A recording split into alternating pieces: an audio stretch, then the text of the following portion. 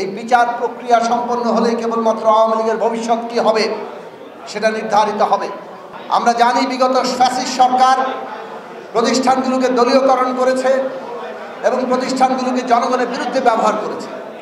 যারা সুস্পষ্টভাবে জনগণের বিরুদ্ধে হত্যাকাণ্ড চালিয়েছে, গুম করেছে, এই ক্ষমতা ব্যবহার করে একটা ফ্যাসিস্ট সরকারের সহায়ক হিসেবে কাজ করেছে, সেই সমস্ত ব্যক্তিবর্গকে তাদেরকে আইনের আওতায় আনতে হবে, বিচারের আওতায় আনতে হবে। কিন্তু একটা প্রতিষ্ঠানগুলোকে নতুন করে পুনর্গঠন করে তাকে তার মর্যাদার আসনে প্রতিষ্ঠা করাই আমাদের রাষ্ট্রের লক্ষ্য।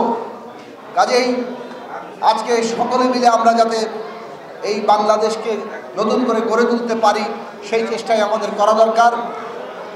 এমন কোনো বক্তব্য কিংবা তৎপরতা আমাদের করা ঠিক হবে না যেটা আসলে দেশে অস্থিতিশীলতা তৈরি করতে পারে এবং গণতান্ত্রিক প্রক্রিয়াকে ব্যাহত করতে পারে।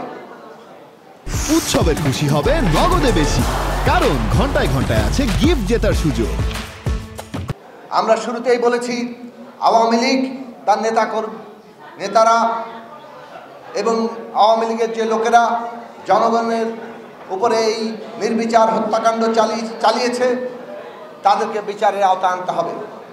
এবং যেভাবে পুরো দলকে তারা এটা ব্যবহার করেছে, দল হিসেবে দায় কতটুকু সেটাও বিচারের আওতায় আনতে হবে।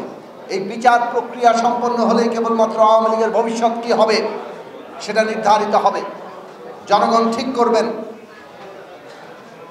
কিন্তু বিচার না হয়ে জনগণ তাদের ফ্যাসিস্টদের রাজনৈতিক তৎপরতা দেখতে চায় না।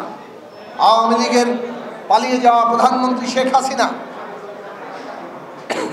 আমরা দেখেছি এখনো পর্যন্ত টেলিফোনে নানা ধরনের উস্কানি তৈরি করে দেশে অস্থিতিশীলতা তৈরি করার চেষ্টা করছেন।